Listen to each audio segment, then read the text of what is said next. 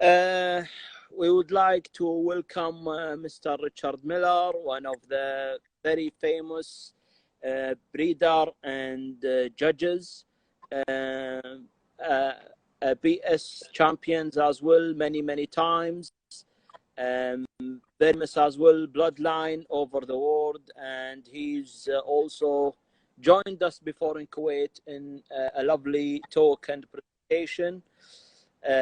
We are happy today to have you, Richard, and it's a pleasure to have you here and to join us at this time.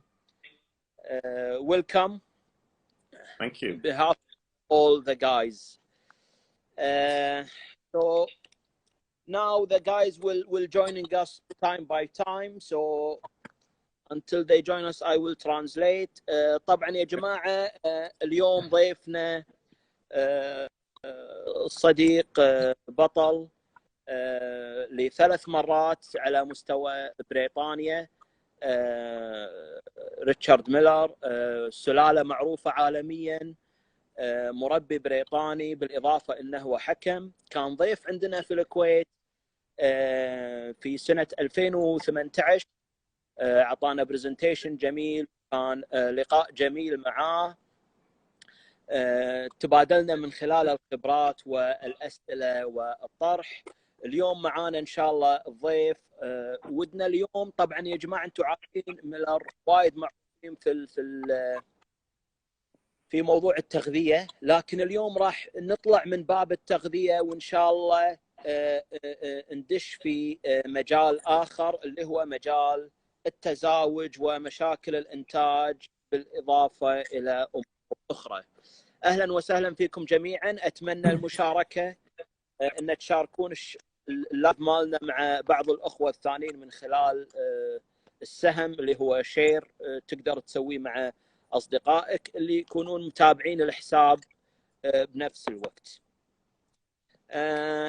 ريتشارد، هاي. In behalf of the guys, they all said welcome and hi in the private messages. So Thank you. I'm just translating that to them. The first of all, how is the breeding season so far, Richard? Thank you, Faisal. And just let me start by saying how grateful I am for the invitation this evening. It's very much appreciated. I love my time out in Kuwait, and I couldn't thank you guys enough at the time for taking time away from your families and friends and a wonderful tour of your beautiful city. So thank you very much for having me tonight. On the breeding season side, it has been quite a frustrating season here. We have still bred in the region of 300 to 400 youngsters at this stage, which is good, and the quality is very high. But we have some annoying problems with fertility, which we also had last year. And despite having many conversations with our vets, it seems to be a common problem in the UK for the last 2 seasons. So I am not sure what is causing it, but fertility in the young cockbirds in particular, they're taking longer to mature, and inconsistent fertility. So perhaps the cock fertilizing eggs in round 1, but then missing the next round and then fertilizing the other round. It's very peculiar. So that is the only frustration, but the quality is very high and we are happy with what we have at the moment. Okay, just let me translate this part, please. طبعا يشكركم ميلر على مشاركتكم اليوم باللايف ويرحب فيكم جميعا. عندنا طبعا سألته السؤال الأول اللي هو شلون الموسم عندك. يقول الموسم جيد، أنا جدا يعني نقول انه مستانس ومبسوط من موضوع الكواليتي اللي هو الجودة مالت الطيور، لكن عانوا شغلة وهو شاركوا فيها الدكتور الخاص فيهم، اللي هو في ضعف في الإخصاب في الذكور اللي أعمارها صغيرة. فيقول عندنا مشكلة إن ما في تخصيب في الذكور اللي أعمارها صغيرة، شيء غريب. يقول لما شاركنا البيطري بهالشيء طلع الشغلة أيضا في بريطانيا بشكل عام آخر سنتين قاعد تنتشر نوعا ما. السبب مجهول إلى الآن. نفس نظام التغذية، نفس الجو، السلالة موجودة قديمة، فيعني ما في أي سبب يمنع هذا الشيء، لكن تصير الأمور. So what happened with the fertility, Richard, is for your own bloodline or something like us? It's everything, Faisal. It's not even consistent like that. So our bloodline is mixed, and also the outcrosses we're working with are mixed as well. I have no idea what is causing it, but it has been frustrating for the last 2 years. Having said that, it just means that we are producing less, but the quality is still high. But it's nothing that we can put nothing that we can identify as a reason for causing it. Perhaps yes. The birds just taking longer to mature. I don't know. Yeah. طبعا أنا سألت يا جماعة هل هذا الشيء خاص بالسلالة اللي لا ولا بشكل عام؟ قال لا، هذا قاعد يصير بكل شيء. بغض النظر، يقول قاعد ننتج طيور حلوة لكن الرقم أقل. Because that's happening as well, Richard, with Martin Helen as well. So right. Martin said the same thing. He had less number, good quality, but less number. So it's even not look like not even common on the UK only, because in Belgium they are having the same issues. Yeah, and it may be, Faisal, that it's actually because of what we have done to the birds in terms of the size, the feather quality that we're putting on them. Maybe we have taken them so far from what they are naturally supposed to be. Maybe it is yes. us that are responsible for it, and that may be something that we have to take into account going forward. Yes. So we will move to the question number 2. Is do you think that the corona and the viruses will affect the shows and the breeders? We have seen some breeders posting, I might be quit from the hobby because the virus might affect me. There is some many breeders are saying they are little bit get bored. We have listened also some breeders are not preparing themselves for any show in the future. So what do you think about that? Obviously, this crisis is going to change everything in terms of the all around the world. So it isn't just going to be our hobby that is going to be affected. So to answer your first question, the shows, in my view, there will be no shows in the UK or in Europe for the rest of this year. I just cannot see anyone being able or willing to take the risk. So I don't think there'll be any shows this year. In terms of how it will impact the hobby, I think it's an interesting point, really, because actually one of the things that has come out of this is actually people appreciating having a hobby like ours, because down to enjoy something to work on, something to participate in every day as part of your routine. So in actual fact, some people may find that they appreciate the hobby even more than what they did beforehand for that reason.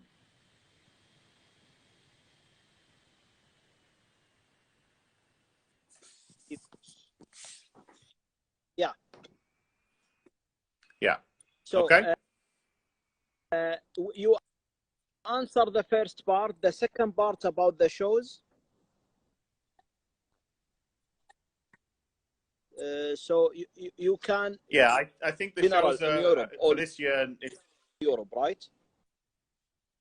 Yeah, I can't see it being worth the risk. But for me, I actually think the virus could be good for the hobby in the sense that people will be able to while they're on lockdown, they can enjoy their birds at home more. It gives them a focus. It gives them a distraction from what else is going on in the outside world. So I actually think it could be a good advertisement for having a hobby in the first place. Great. يا جماعة ودنا نترجم هالجزء. أول شيء آسف على الانقطاع. ثاني شيء بالنسبة حق الموضوع الفيروس واللي قاعد يصير، ميلر قاعد يقول ان فعلا انا ما قاعد اشوف ان احتماليه تصير اي معرض هالسنه، بالاضافه ان وايد في مجازفه على الشخص نفسه اكثر من ما هو يعني موضوع طيور وهذا، فالواحد يهتم بصحته بهالاجواء. بالنسبه حق بريطانيا واوروبا، وهذه وجهه نظره الحاليه. وطبعا من الناحيه الثانيه يستفيد من لانه يقدر نقول انه يجابل طيوره اكثر ويتابع الاخبار اكثر بدقه ويركز على طيوره بهالفتره. Do you think that will maybe let's or rise up the online show or the internet show? Yeah, I actually think it will give a great opportunity to experiment with that. And I saw one breeder in the UK post something on Facebook. I think it was Peter Merritt who was suggesting that his club could look at doing this. And I think it's a great idea for people to try and participate in the exhibition side during the course of this year. I don't think it'll ever be a replacement for the real thing, because you cannot capture in a photo or a video everything about a bird as you can when it is live. But I think it is a good resource, yes. طبعا سالته انت تشوف ان نشجع الاونلاين شو؟ قال طبعا خاصه بالفتره الحاليه في محاولات لبعض المربين او بعض نقول المجاميع ان يقوم بالفيسبوك او بالسوشيال ميديا معارض خلينا نقول الكترونيه. ممكن هذا الشيء يعني ينشط في هالفتره.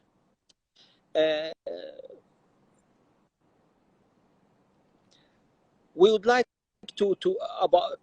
would like about the hobby now, and as you can see in general in Europe, there are many in the Budgerigar world. Most of them are senior or old age breeders. Here on our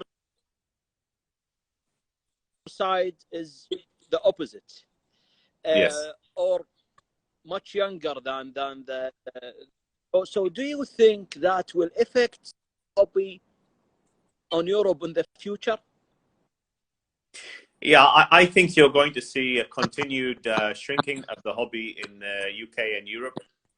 I think that our culture here makes it difficult for the hobby to thrive. Our culture is very much about going out and leisure time, and a lot of housing now doesn't allow for space. A lot of housing is very small with limited space for aviaries and things like that. And that isn't just in the UK, that's across Europe. So on a practical level, it is not an easy thing to keep birds and pets at home. So I think Europe and the UK in particular will see a gradual decline. I don't see any way around that. What I do see as the future of our hobby is you guys, and the fact that when I visited Kuwait and other places I visited, you are so enthusiastic, you are so professional, and you guys are the future of the hobby. And the future of the hobby is an international group hobby, as opposed to one that resides in each country. And I think that is the key for the success of our hobby, because I believe there is huge potential to grow the hobby in your country and in other parts of the world with the younger generation. Yes. So by here طبعا السؤال كان بحكم الوضع يعني في أوروبا، من خلال معرفتنا من خلال زياراتنا لاحظنا أن أغلب المربين أعمارهم كبيرة، ويعني بنقول أعمار كبيرة نتكلم عن عمر 80 و70 سنة إلى أكثر. فئة صغيرة بس لأعمار صغيرة كلمت. وعندنا العكس، عندنا يعني الحمد لله أن نشوف ما شاء الله يعني الشباب مهتمين الأعمار أصغر. قال طبعا هذا الشيء قاعد يصير في أوروبا. الوضع الحياة قاعد تغير، الناس تحب يعني ما تحب التقيد في البيت أو إنه يربي له شيء في البيت. البيوت قاعد تصغر، فالبيت لا صغر يصير ما في مجال حق حيوانات أو تربية طيور أو يكون في غرفة حق هالأمور. فيفضل الشاب الأوروبي مو بالتحديد البريطاني انه يعني يستغل المكان هذا في شيء ممكن ما يستغله في الطيور. فعشان كذي نلاحظ نوعا ما الجيل الحديث ما هو مهتم في تربية الطيور كثير نفس الجيل القديم.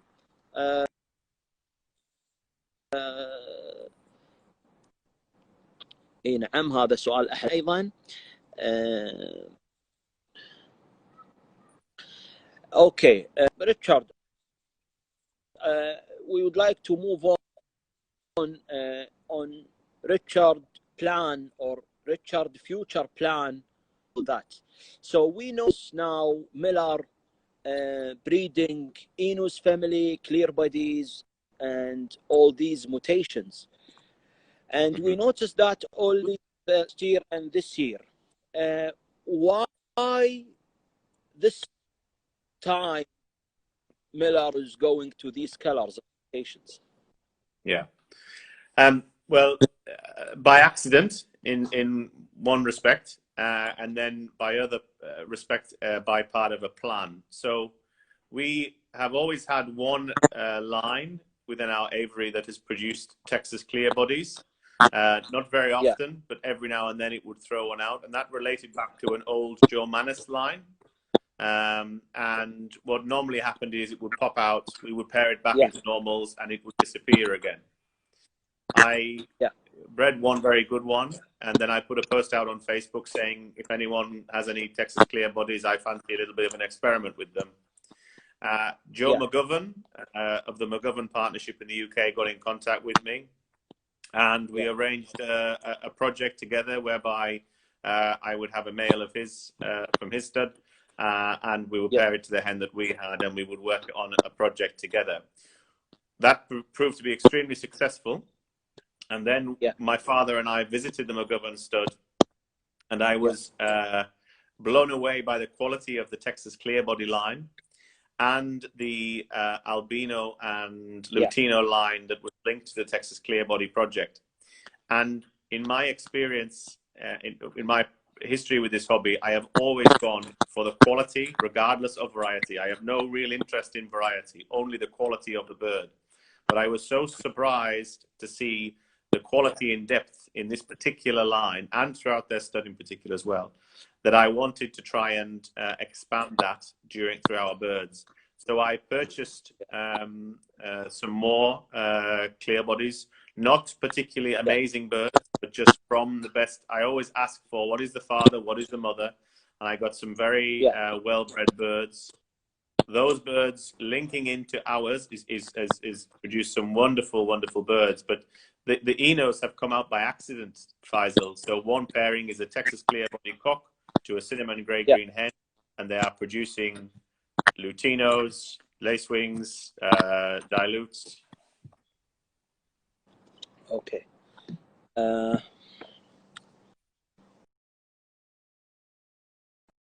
So Miller, about the outcross things and all these details. الصوت واضح يا جماعة? Do you hear me, Richard? Yes, I can hear you, mate. Yeah, I can hear you. Okay. So about the outcross and that, we've seen you are recently doing some swap and outcross over the UK.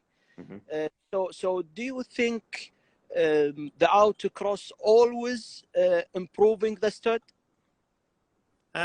We have not outcrossed much in recent years. It's more last 2-3 years maybe we've started doing more again. But I always like to bring in something and have a line that I'm working and developing on, because we will never achieve perfection, and therefore we are always looking for a feature to bring in or a fault that we want to eradicate. And therefore I'm always mindful of trying to bring something in, a small piece of something every year to have an experiment with, whether it be for a new feature or for correcting a fault in a particular line.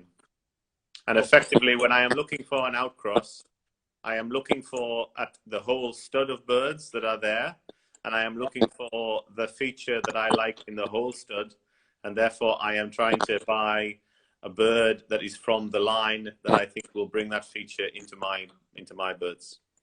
Okay, but Richard, don't you think that when you pair something from the stud, so you are not taking some of the top birds, you are taking an average bird, do you think that average bird will move you on or will give you what you are thought? The way that we work, yes, because we have quality birds to pair the lesser bird to, as an example. So I can, the original Texas clear body bird that I bought from McGovern that's producing these wonderful Lutinos and lacewings for us now was a very, very poor bird, but it was a bred from an exceptional bird. So it took 2 generations of me pairing the offspring into wonderful birds of ours to produce the quality. So for us, it can work, and we have had success with it for sure. Yes. let me stop with here. طبعا يا جماعه سالت السؤال، قلت له بخصوص ان اللي قاعد يصير اللي هو التبادل لطيور او شراء طيور او اقتناء طيور من شخص اخر او من مربين اخرين.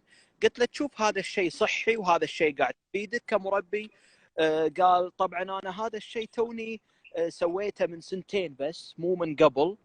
الوضع اللي صاير عندي انه يقول انا قاعد اختار طيور من سلاله زينه، ما قاعد اختار الطير الزين. قلت له زين، انت اذا اخترت طير من سلاله زينه ما اخترت الطير اللي نقول عنه يعني بالمستوى المطلوب، هذا قاعد يساعدك كونك انت يعني مربي قاعد تشارك بمعارض وتطمح حق شغلات احسن؟ قال طبعا انا لما اروح اشوف الطيور بشكل عام، اشوف العيوب اللي فيها واشوف الشغلات الزينه اللي فيها، اشوف اللي ناقصني وانتقي طير. يقول لي انا مو وايد احرص، يقول لي اهم شيء يكون من ابوين مستواهم ممتاز. يقول لي كون انا عندي طيور مستواها مميز جدا، فيقول ما عندي مشكله. يقول انا خذيت من ماكوفن الطير تكساس كلير بادي، يقول يعني اخذ مني جيلين، بعد جيلين طلع لي الطيور اللي قاعد تشوفونها، الالبينو واللاتينو والامور هذه اللي انا اشوفها مستواها جدا مميز. فيقول يعني طالما ان انت عندك طيور طيبه، اللي تدخله مو مهم يكون بالجوده وايد العاليه اذا انت عندك طيور ممتازه. So Miller, about the autocross, so you when we said about McGovern, you said two generations. So it's, does that mean it's the autocross always a click? So all you need generation, or it doesn't always click. Sometimes an outcross, no matter how long you wait for or how many generations, won't do anything. But thankfully we are okay. We have been lucky with some that we have brought in, and we have been patient. And the majority of outcrosses that we have brought in have nearly all had a positive impact. And it has been a 2-3 year program before we have seen, fantastic quality. I cannot recall ever bringing in an outcross and having an immediate return of quality for the level that I was happy with. It's more of a 2-3 year program to see what an outcross can develop in the stud through 2 or 3 generations. Okay. So let's say after 2 generations, if nothing coming up really good, it's mean it doesn't click. I would give it one more go. So I would go for a 3rd generation. And if after the 3rd generation, I didn't see the full development of the feature that I was looking to instill in the birds from the outcross, then I would abandon the project. What I think you can find is that even in little, if you look at in the first year, okay, you get the youngsters. Say for example, it was to improve the mask or improve their head quality slightly, yeah. So in the first year, you might not see the end result that you want, but you may see a slight improvement in the mask, or you may see a slight start in the feather quality that you're looking for. Okay, then the following year you see a little bit more coming. And then hopefully in the 3rd generation, you will be at the stage where you have the feature that you have wanted, and you will have it across a number of birds coming through in your own line because of that outcross. اوكي. طبعا انا سالته ان انت لما تدخل طيور، هو يقول انا اعطيها 3 أجيال تجربه. قلت له انزين على طول انت جيلين او ثلاث؟ قال اي. انا اشوف انه مثلا اذا انا بطور حجم الراس او بطور السبوتس، الجيل الاول ما شفته، الجيل الثاني ما شفته، الجيل الثالث ما شفته، معناته هذا الدم ما مشى مع الدم اللي عندي. And let's Richard explain little bit the three generations that you mean. You pair the outcross to one of your hens. Yes. Then produce some babies. These babies, move them to your line again, right? Yeah. Then also a third generation that the babies of them, you move them to your line again. Correct. Yeah. طبعا اللي هو الثلاث اجيال، اللي هو يجيب الطير الخارجي ينتجه، يطلع منه عيال، بعدين يطلع منه عيال. So you but that is not too long, Richard. So when we talk about three generations, so you will wait until they grow up. So 1 year, then maybe the next year, then the third year. So you give them 3 years until you decide. 3 years until I decide whether the project has been a success, yes. And also, after 3 years, I can assess any faults that have come through on the outcross line. So, say, for example, I brought in an outcross line and the first generation produced the head quality I was looking for. The second generation produced the head quality I was looking for. But then the third generation, say, for example, they all had long tails or long flights, then I would not be happy with that as an outcross line, because that would be a fault that would be coming through as well. And in that case, I would abandon the project and start again. Okay. طبعا السؤال ان انت تختار، يعني يقعد 3 سنين عشان يحكم على الطير الخارجي هذا اللي دش على السلاله مالته اذا كان زين ولا لا. يقول لنفرض ان الجيل الاول طلع لي اشكال راس مميزه، الجيل الثاني ايضا، الجيل الثالث طلع لي مشاكل في الريش وذيل طويل والجناح الطويل الى اخره، فيقول معناته هذا اللاين مو زين، طلع لي جيل اول، جيل ثاني، جيل ثالث. So Richard, another thing, when you pair them on the first generation and the first generation wasn't good at all, you will keep carrying on the next 2 years or you stop immediately? If the first generation was extremely poor, as in was a real step back in quality, then I I would try the same outcross to a different line in the stud to try and see whether it would click with another line more successfully. Yes. If that bird still produced dramatically inferior birds, then I would be reluctant to take it a step further. I think what I'm saying is the first generation, if you can get something that is not what you have been looking for, but certainly a small step in the right direction towards the feature that you are trying to establish, then you will persevere. But if you get an immediate step back in quality, then I think it is difficult to come back from there. Okay. طبعا السؤال مرة ثانية أنا سألته، قلت له إذا أنت من الجيل الأول كانت النتائج متواضعة، شنو قرارك راح يصير؟ يقول أنا بحكم أن أنا عندي أكثر من خط، فأنا أجربهم على الخط هذا، النتائج متواضعة كلش، طيور مو حلوة. يقول أجربهم على خط من الخطوط الإنتاج اللي عندي، أيضا النتائج متواضعة، بس أعرف أن هم ما هم الطيور المناسبة لي. فيقول مو من أول مرة وأول تزاوج طلعوا لي طيور ما هي زينة معناتها الطيور هذه ما هي زينة، أجربها على أكثر من خط عندي. So what do you mean, Richard, that the breeder have to got not only one line, 2 or 3 maybe? Try with, exactly. Try, because it does not, most breeders will have more than one line in their aviary at one time. So just because an outcross doesn't click with perhaps the first bird you've tried it with, then it should certainly be worth trying with others, because the genetics might link up better that way.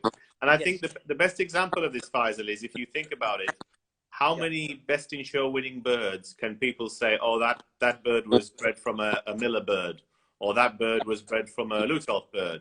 Most people will say, oh, that is a bird that comes down from my line that I have been working with for 3, 4, 5 years. It has some Miller blood in it. It has some Martin Halen blood. It has some Lutolf blood in it. Or, you know, you will hear that more then you will hear, oh, I bought a bird from so-and-so and it produced this bird for me. It's wonderful. نعم. طبعا عقب على الموضوع هذا، قال طبعا قال اليوم اللي قاعد نشوف الطيور اللي قاعد تفوز في المعارض كلها عبارة عن خليط. يعني ما في طير يقول لك ياي مثلا دايركت او مباشرة من مربي واحد. نلاقي ان نقول مثلا هذا الطير في من لوتوف، وفي من ميلر، وفي من مارتن، وفي من هذا، في من هذا. فنلاقي الطيور المميزة عبارة عن خليط، وهذا الخليط ينتج يعني امور ثانيه. So you are against the line breeding then, Richard? No, I'm not, because the two kind of go hand in hand, really. Line breeding is for, in my view, successfully breeding year after year a constant standard of budgerigar that is improving all the time. Okay, so family line breeding is one of my favorite ways of breeding top quality birds. So it means that you can have nephew to uncle to niece pairings, auntie to nephew pairings, cousin to cousin, and that will give you a stable quality coming out, because you know, as opposed to you know, a continuous plan. I think anyone that relies on going and getting a lot of outcrosses every year is going to have problems with consistency of quality. That I want to stop just to translate this part. So يا جماعة هو قال إن كون المربي عنده أكثر من لاين أو من خط نقول،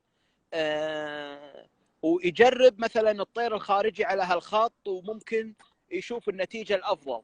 قلت له يعني أنت بهالشكل هذا ما تنصح المربي اللي يسوي لاين بريدنج، اللي نسميه لاين، اللي هو دائرة الإنتاج تصير واحدة، إنه خط تزاوج واحد أو سلالة واحدة عنده في المكان. قال لا، السلالة الواحدة حلوة ومفيدة وأنا أسويها، لأن هي تحافظ على الجودة، خاصة إذا عندك سلالة جودتها عالية، فزين إنك تحافظ على الجودة هذه، إنك تزاوج مثلا عيال العم على بعض أو شيء كذي، وتستمر في هذا الشيء. لكن ما يمنع إنه يكون عندك خطوط ثانية تساعد هذا الشيء. المربي ما يعتمد على خط واحد، يعتمد على أكثر من خط، منه خط يكون داخلي ومنه خطوط تكون خارجية. Okay, Richard. Faisal, I think I've got a good example, I think, which can explain the two ideas. So you have line breeding and outcrossing, okay? Yes. So let's imagine a car factory like BMW, all right? So yes. BMW will have a factory that produces cars at the moment. That is like family breeding, because they know what they're doing, they know what components to put together, and they know the end result, all right? Yes. Okay. That produces sales all around the world and is very successful at the moment. But if the factory just kept on making the same cars, then eventually people would stop driving them, competitors would move beyond them, and effectively the factory would stop. Yes. So what keeps the BMW factory going is the research and development side of their business, because they are constantly looking for new ideas and new features of the vehicle. So they will have like a research and development side of their business that will be running alongside the factory line to basically improve. And once they get an idea that is working and a concept that is working, they will change the model of the car that they're producing because of the feature that they've identified in the research and development program. So the two systems run side by side and they integrate at times, but no one can say I am just an outcrosser or I am just a line breeder, because the two do not exist separately. They exist working together to produce a long-term successful sort of budgerigars. طبعا اعطانا مثال على شركه بي ام دبليو، يقول عندهم خط، عندهم سيارات، لكن لازم هم عشان ما يخلون الناس تمل من الشركه او هذا، فسووا لهم خطوط ثانيه. So example like BMW and Range Rover. So they are connected, not directly, you know. So it's like that.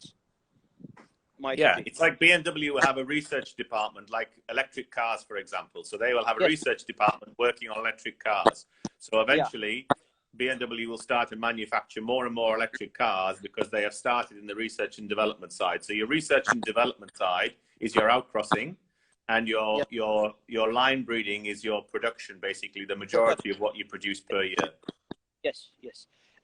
طبعا المثال على سيارات بي ام دبليو، نفس ما انتم عارفين ان شركه بي ام قاعد تنتج سيارات عاديه اللي قاعد نستعملها اليوم، وعندهم خط ثاني من السيارات الالكترونيه. فيقول تخيل ان الخط اللاين اللي هو السلاله اللي عندك نشبهها بالبي ام دبليو والانتاج اللي قاعد يطلع منهم السيارات العاديه البنزين، لكن عندهم خط ثاني اللي هو اللي يقصده الخط الاوت كروس، اللي هو الخط اللي يستعمل فيه شغلات خارجيه، اللي هو نفس الشيء بي ام دبليو، لكن دخلوا عليهم الشيء السيارات اللي بالكهرباء. فيكون عندك انت خط مثل كهربائي مثلا او خط بالبنزين المتعارف عليه. فيقول مو معناته ان عندك خط ثابت ومميز تتمسك فيه تتقيد فيه بدون لا تدخل شغلات من برا. Richard, we've seen a visit last year to Lutuf, and I think you get some bird from there. So yeah, I went to Daniel's now. It was before I got married, which is now coming up 3 years ago. And Daniel has some very, very impressive birds, and is a most likely the leading breeder in the world right now, and has been for some time. I have I continue to experiment with some of Daniel's line, but not many, because I want to see how the outcross is working. So at the moment, I think we are now at year 2 of the breeding. So we will wait and see. The feature I went to would like from Daniel's birds are the directional feather and the length of feather in the cap to the top of the head. They're the 2 features that I like very much. Yes.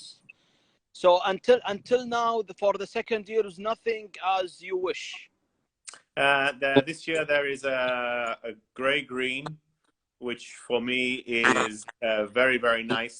The complement of the style of our birds and the directional feather and the upward feather, that quality I'm talking about in Daniel's birds. I do have some photos of the feather in question I'm talking about. It almost sits like it sits up like a fork, effectively. It's quite a dense feathering, and it's a very unique feature. And I saw it in Daniel's place, and yeah, he has some amazing birds. But it was 3 years ago that we visited, and it was 2 years ago that we brought something in from Daniel. So we work away and we see what comes out of there. But so far so good. اوكي. طبعا سالته عن بخصوص شراء الطيور من دانيال. هو راح حق دانيال يقول قبل 3 سنوات تقريبا، واخذ طيور. يقول حب يطور جزئيه من فوق الراس والمسافه بين بنقول العين وباقي الراس من فوق. حب يدخل هذا الشيء على الطيور، وهذا الشيء متوفر بطيور دانيال. قلت له شلون المشروع مشى وياك بما ان تحدثنا عن هذا الشيء كسنتين، او المشروع 2 أو 3 سنين. قال طلع عندي طير نوعا ما مرضي بالنسبه لي، لونه جراي جرين.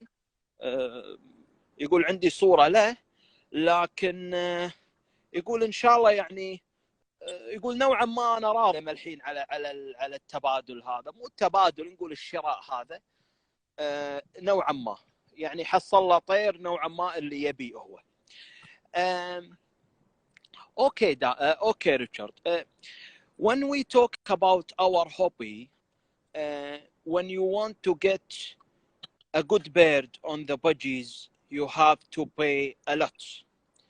So our hobby, let's say, I think it's kind of expensive hobby. When you want to reach something high. For example, I don't think the person who will go for all stock and average bird like we said, a pet bird, he will get a high result at the shows and at his place first before the shows. So don't you think? Do you have another thought or another idea about that? Yeah, I do. I do have another thought and idea about it. Keeping budgerigars is expensive because of feeding and aviary costs and things like that. Okay, Yeah. but if being successful in budgerigar breeding was all about the investment that you make in money in terms of how much you pay for a bird or how much money you spend on a collection of birds. If that was the sole way of achieving success, then only the wealthiest people in the hobby would be the most successful. And Yeah. I have seen many wealthy people in the hobby who have not achieved a great deal of success. In the same sense, I have seen a lot of people who are not very wealthy people who have not spent a lot of money on birds being very successful. And I think you can find that people will be in a big rush to try and produce the best quality birds possible, and they will invest an awful lot of money to do that. And they will become disheartened because these fabulous birds that they are going out and buying, visual birds, are not producing the quality, or at least the quality in numbers, that they see as a good return on their investment. So I don't feel it is an accurate reflection. And in the UK, if you look, for example, at the people that have won the Pinnacle show, the club show, more times over the last 20, 30 years, I do not think that anyone of mega wealth has won that show other than a handful of examples. The majority have been ordinary working people who enjoy their hobby, who have invested a limited amount of money on birds and have probably invested it more wisely buying an outcross that is well bred from a particular line, as opposed to trying to buy a super bird that is going to be the end product. Okay, let me take this part please. سؤال قلت له هواي ما تشوف من وجهة نظر ان هوايتنا مكلفة، ان انا اليوم اذا انا بدش بالهواية البادجي لازم اكون شخص ثري عشان انا اقتني طيور بمستويات متفوقة جدا عشان انا احقق نوعا ما اللي اطمح له كمربي. الرد من ريتشارد قال انا اختلف معاك بهالشيء، يقول الهواية فعلا مكلفة كنظام تغذية ونظام اهتمام، لكن ليست مكلفة كطيور. يقول الطير انت تقدر تاخذ طير طالع من طيور زينة من سلالة زينة وتشتغل عليه بدقة وبحرص ونقول بتركيز، راح تطلع نتائج زين. والدليل على هذا الشيء هو النتائج اللي حصلت في المعارض عندهم على مستوى بريطانيا. يقول لو تلاحظ انت الناس اللي قاعده تفوز عندنا في المعارض لا هي ليست من اسر غنيه، فناس نوعا ما بسطاء عاديين، لكن اهتموا بالتركيز وباقتناء ودقه الملاحظه في التزاوج، وهذا طلع معاهم النتيجه ان ربحوا او فازوا في المعارض الكبيره. فليس المهم ان تشتري طير غالي كثر ما هو تشتري طير زين بمواصفات معينه وانت تشتغل عليه وتركبه. اوكي ريتشارد, we are talking about the birds and like the coast and all these things. Don't you think nowadays at the budgies world that the European style of budgies taking more attentions than the UK style of budgies? Yeah, the terminology is interesting in terms of the European style versus the UK style. I'm not even sure there is a European style versus a UK style. I think that most of the top studs in the world have a mixture of lines and birds from all over Europe, including the UK. So I don't think you have a UK and a European style, in my view. I think those are very confused terms. What I do think you have is two kind of factions within the hobby. One that sees a desire and an appreciation for a balanced bird that is an exhibition bird that complies with exhibition standards, and that is an attractive bird to look at. The other faction appears to like an extreme looking bird, one that has, for me, excess feather, one that is difficult to get into an exhibition feather quality, and one that is very difficult to get to comply with exhibition standards. And those are the two sort of factions. And it is without doubt that there is some crossover in there, because there are some people that believe that you should be aiming to blend the two styles of bird to try and produce this one combined, super bird. And there are others who feel that they are more right in one of those two categories. I think it is absolutely right to say that the more extreme birds get more attention on Facebook, online, and they get more appreciation around the world. And that is because by human nature, they are more shocking, more striking, more big, better, whatever. What I would say about that is that we very often see these birds, the extreme style of bird, we very often see them as young birds, but we very rarely see them as adults, and we very rarely see a full video or picture of them when they have achieved their full feather plumage and development. And that is because, in reality, what looks like an absolutely wonderful stonking baby, in some cases turns out to be a very ugly-looking adult that is less attractive. Okay, let me take this part please. So طبعا سألته أنت من وجهة نظرك ما تشوف أن الطيور اليوم الأوروبية اللي جاية من أوروبا تأخذ أو نقول شو أقول لكم، أن تأخذ أو اندهاش أو إعجاب نقول أكثر من الطيور اللي قاعدتي من بريطانيا؟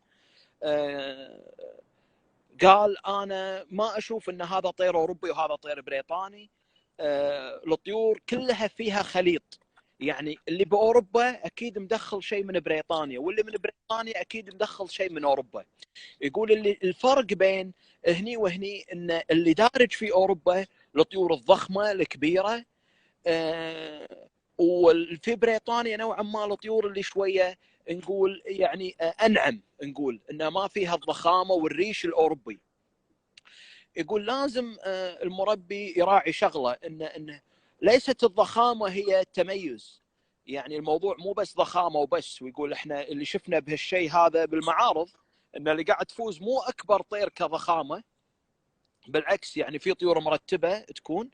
ويقول نفس الوقت بالعكس انا قاعد اشوف الضخامه قاعد تاخذ الانتباه في وسائل التواصل الاجتماعي اكثر، لكن كمربين وكتعامل مع الطير لا اشوف فيه صعوبه، ويعني مو الكثير من المربين يفضلونه. لكن يقول بطبيعه الانسان يحب الشيء الكبير، يحب الشيء فيه ريش وايد، فيقول عشان كذي نوعا ما اللي باوروبا بما انه يبرز عندهم هذا الطير ياخذ الانتباه هذا. ويقول لازم نراعي ان الطير يكون متناسق اكثر، نشوف عمره ايش كثر يطول، ما يكون عمره قصير، نحب نشوفه بجميع اتجاهاته وبجميع اشكاله او جميع مراحل حياته، مو بس وهو صغير، ودنا نشوفه حتى وهو يكبر.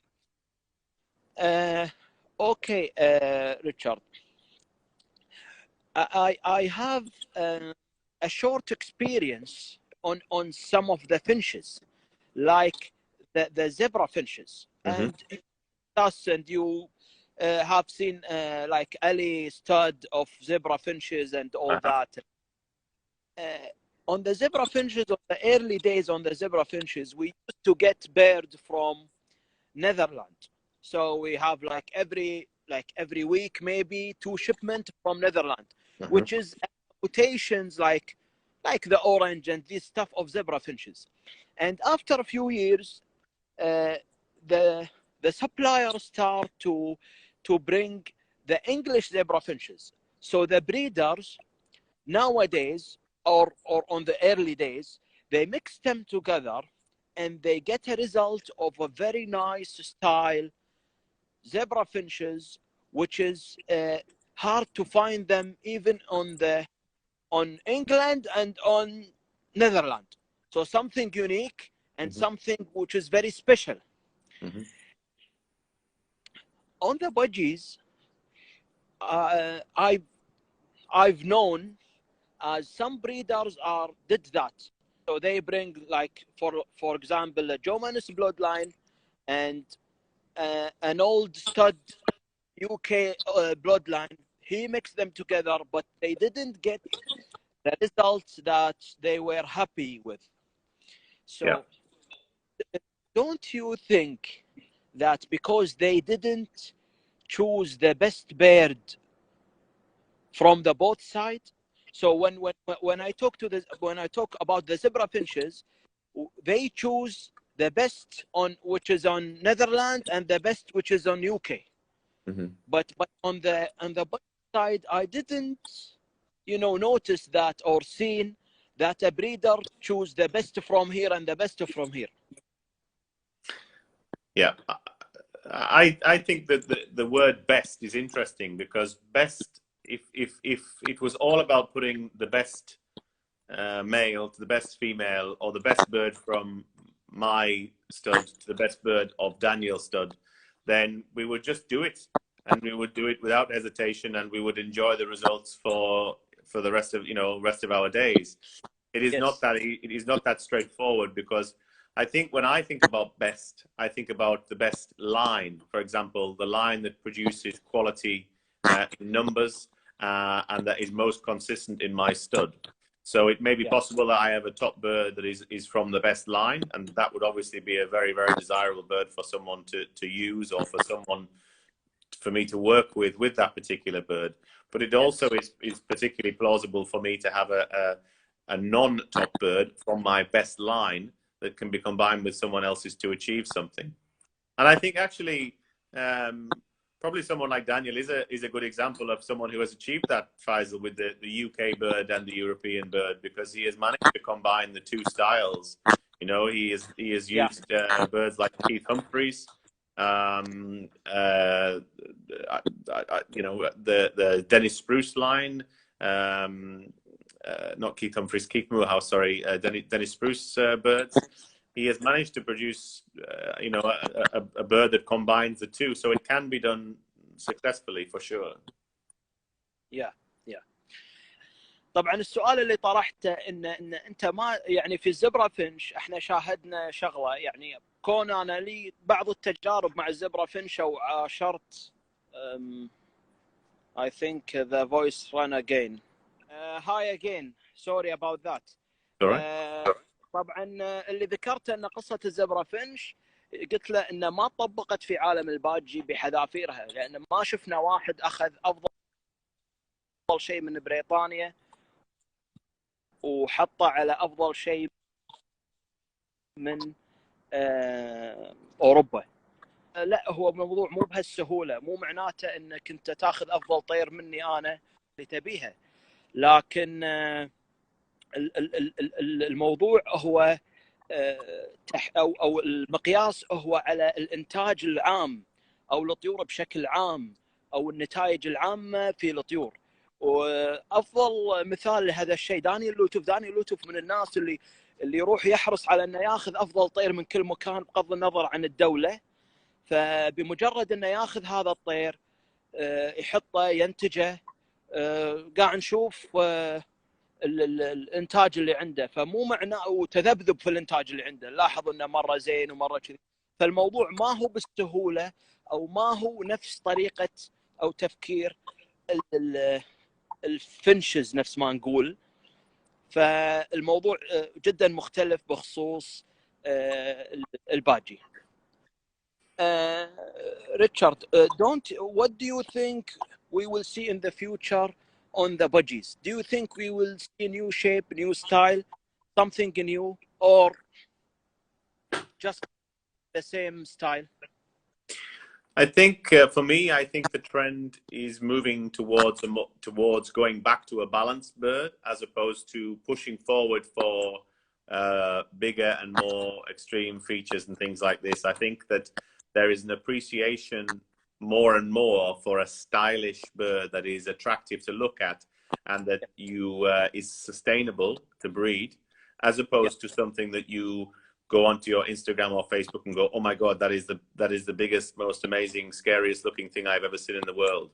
So I think we are in a phase now where we can fine tune the birds, where we can start and eradicate some of the faults, and try and balance the birds to a style that incorporates everything that everyone wants: the frontal rise, the directional feather, the depth of mask, the strong wide shoulders, but importantly, the very strong back line, a nice stylish bird that can be appreciated from all angles. So I think, for me, I think we're not going to see the emergence of a new feature for any time soon. I think it's going to be more of a balanced bird that is an exhibition style for everyone to enjoy. Yes. السؤال اللي طرحته انه شنو تشوف المستقبل مال الهوايه؟ بنشوف شكل جديد من الباجي، بنشوف نوع جديد من الباجي. الاجابه كانت لا، انا ما اتوقع هذا الشيء. اللي اتوقعه ان احنا الحين نوعا ما نركز على التناسق بالجسم. ممكن بعض المربين في السنوات السابقه راحوا شويه قدام بالحجم الكبير جدا والريش. اليوم المربين شويه رجعوا ورا، بحيث ان التناسق جدا مهم. فالموضوع هو التناسق في الطير وليس ضخامه فقط، لازم يكون ضخامه مع تناسق. So what do you mean if we focus about the size and the feather, we will lose maybe the balance? Yes, I think already many have lost the balance. If you look at the young birds in particular, the excess of feather in between the feet of the bird, hanging over the perch, the excess feather around the head and the eyes, I think is getting too much. And you know, we have to start and ask the question: what are the limits of the budgerigar if you compare what it was in the wild? We are definitely breeding a distant mutation of that, but how far do we want to take it? How far? Yeah. But to be honest, Richard, about that point, we are moving very away from the natural budgies 10 or 20 years before. Why it's keeping now? We have to stay with the natural. We have to stay with the natural. We move the budgies, not just nowadays, this year or the last year. Over the 20 or 30 years, we are moving the... For me, it's the extent of the feather now, Faisal, that I see as the main problem. It's the sheer extent of the feather. I just think it's physically moving beyond what is possible to sustain on the birds healthily. Yeah. Which is why I think I am telling you that we are having problems with fertility this year. I think, and other breeders are having issues with fertility because the birds are not as capable and as virile as what they were previously. Yeah. A question back to the shows.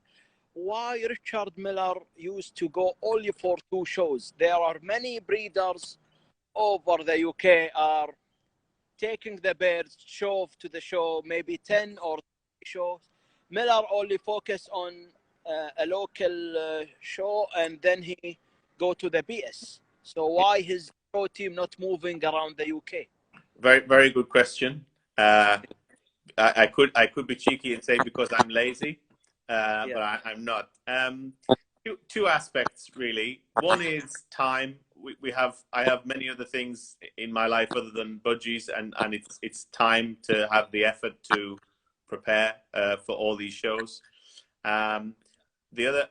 We live in an area of the UK that's quite distant from a lot of shows, so for us to go to our local show is like a 2-hour drive. If we wanted to go to other parts of the UK, it would be like a 6-7 hour drive, maybe longer. So there is that aspect to it, the logistics of it, being busy. And the other part is, quite selfishly, no one will remember who won the Midlands Budgerigar Society show 3 years ago. but everyone will remember in 20 years' time who won the Budgerigar Society Club Show in 2018 or 2019. Yeah. So for me, I focus my attention on one show as like a warm-up or to test some birds out, and to support a local show. And then I focus everything on the main event because it's a bit like that is the one that everyone wants to win. That is the prize that everyone wants to win. So that's the one that I want to stay at because that's the one that people remember. اوكي جريت. السؤال اللي طرحته، ليش ريتشارد ميلر من المربين اللي يشارك في معرضين، معرض قريب من البيت في بريطانيا، معرض اللي يشمل بريطانيا كلها؟ ليش ميلر ما يروح يعني معارض كثيره كون بريطانيا فيها عدد كبير من المعارض على مدار السنه، او جمعيات وتشارك في المعارض طول السنه؟ قال السبب الوحيد انه يقول انا اقدر اقول لك ان انا يعني كسول ما اقدر اخذ طيور. يقول لا صراحه انا الاجابه ان انا اول شيء منطقتي بعيده عن المعارض هذه، هذا السبب الاول، فراح ياخذ مني مسافه 6 ساعات 5 ساعات قياده عشان اروح هناك. السبب الثاني صراحه يقول انه يعني الناس ما راح تذكر الفوز في هالمعارض هذه، راح تذكر الفوز في المعارض الكبيره الاساسيه، هي اللي التركيز عليها اكثر من او المعرض او معرض بريطانيا نقول اكثر من المعارض الثانيه اللي اصغر من ذلك. But Richard, there is some shows really that the number is reach the PS when we talk about UK. Yeah. So also a very good challenge there, you know. Yeah, so if you look at our last show season, we went to a show called Southwest Lancs. That is one of the biggest shows outside of the club show, where you have the likes of McGovern there who were showing. They showed the bird that actually won the club show this year. You had Ian and Scott Ainley. You had Huxley and Marchant. So it is important to go where all, for that level of competition. And that is a fantastic show organized by Ian and Scott Ainley and many others.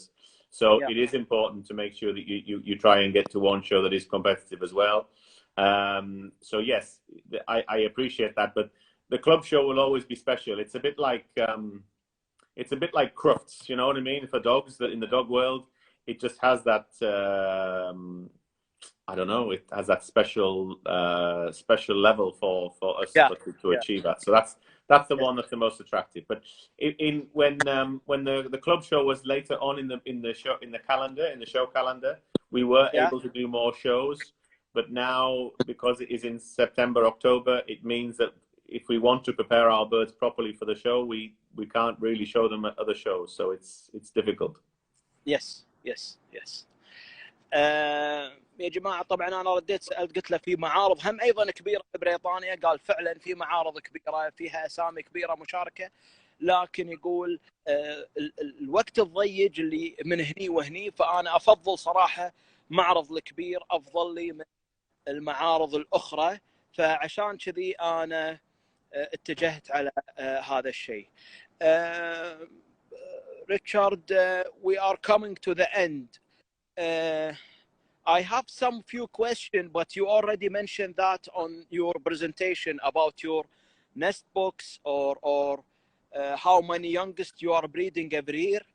So would you like to answer that, or I will answer behalf of you as you like? Yeah. I mean, our nest box design is not nothing special. It is functional. It is quite deep to prevent young birds from escaping early. We use a mixture of sawdust, or we use a ground up coconut shell as the base for the nest boxes. And we breed anywhere from 500 to 700 young birds per year. اوكي.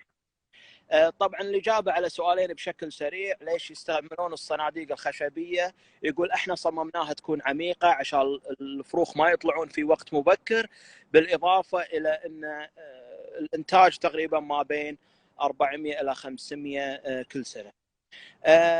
Richard, a final word from you before we end this lovely talk? I just would like to thank you for taking the time to to be part of this evening. Thank you very much to you, Faisal, for organising it, and thank you to all my friends in Kuwait, who I hope to see one day very soon.